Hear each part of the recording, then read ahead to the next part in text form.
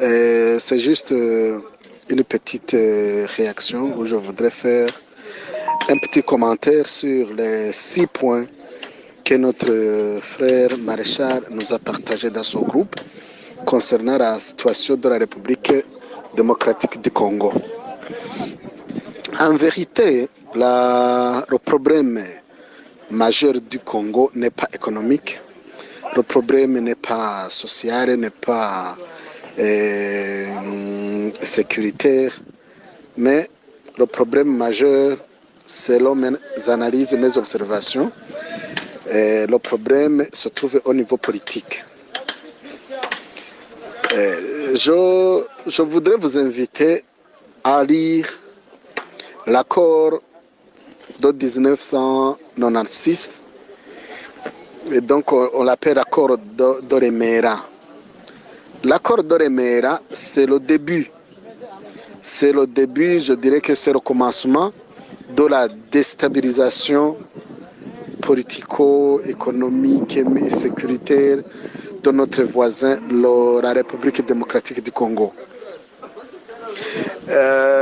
Cet accord donne les pays voisins, le Burundi, le Rwanda et l'Ouganda, de protéger leurs frontières sur le bord du pays, donc sur le bord de la RDC.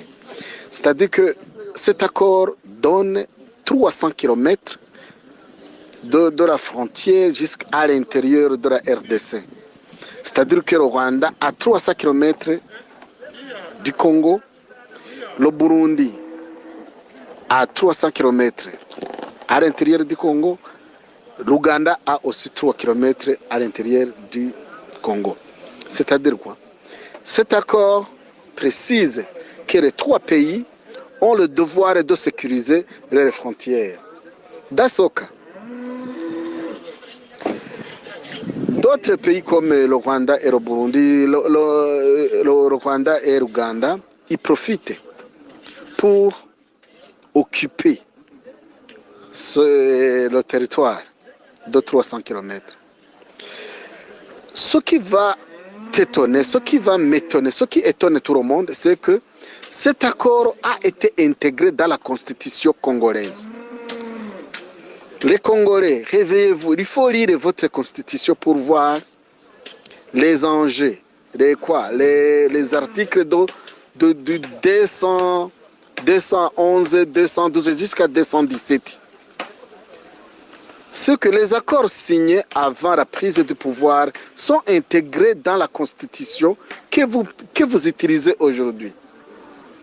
Il y a même un article qui paraît que la République démocratique du Congo peut donner une partie de son territoire pour promouvoir le panafricanisme. Imaginez-vous.